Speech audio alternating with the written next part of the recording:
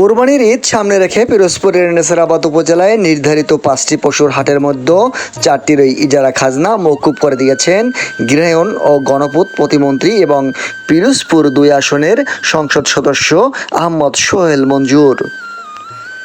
এই সিদ্ধান্তে উচ্ছ্বাস প্রকাশ করেছেন হাটে আসা ক্রেতা ও বিক্রেতারা। রোববার 24 মে বিকেলে বিষয়টি নিশ্চিত করেছেন নেসারাবাদ উপজেলা নির্বাহী কর্মকর্তা ইউএনও অমিত দত্ত। উপজেলায় নির্ধারিত 5টি পশুর হাট হলো স্বরূপকাঠি সরকারি পাইলট মডেল মাধ্যমিক বিদ্যালয় মাঠ, শেহাঙ্গল মাধ্যমিক বিদ্যালয় মাঠ, সুটিয়াকাঠি ইউনিয়ন মাধ্যমিক বিদ্যালয় মাঠ, চানমিয়া মাধ্যমিক বিদ্যালয় মাঠ এবং উত্তর পশ্চিম সোহাগদল বিদ্যালয় মাঠ। এর মধ্যে স্বরূপকাঠি সরকারি পাইলট মডেল মাধ্যমিক বিদ্যালয় মাঠটির ইজারা আগে সম্পন্ন হওয়ায় সেটি ছাড়া বাকি 4টি হাটের খাজনা সম্পূর্ণ মওকুফ করা হয়েছে।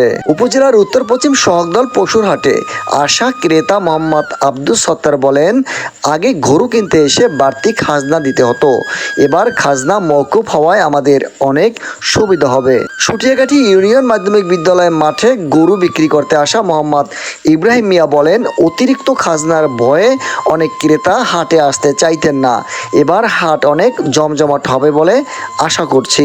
গৃহায়ন ও গণপূর্ত প্রতিমন্ত্রীর একান্ত সহকারী সচিব এপিএস মোহাম্মদ হুমায়ুন রশিদ জানান, সাধারণ মানুষের সুবিধার কথা চিন্তা করে মন্ত্রীর উদ্যোগে 4টি পশুর হাটের ইজারা মওকুফ করা হয়েছে। একটি হাটের ইজারা আগেই হয়ে যাওয়ায় সেটি মওকুফের আওতায় আনা সম্ভব হয়নি। ইউএনও অমিত দত্ত বলেন, এই সিদ্ধান্তের ফলে পশুর হাটগুলো আরও জমজমাট হবে এবং ক্রেতা বিক্রেতারা স্বস্তিতে বেচাকেনা করতে পারবেন।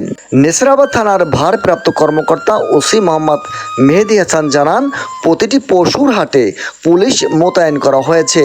নিরাপদ ও সুশৃঙ্খল পরিবেশে কেনাবেচা নিশ্চিত করতে পুলিশ তৎপর রয়েছে। রাজু খান, নেসারাবাদ, স্বরূপকাঠি।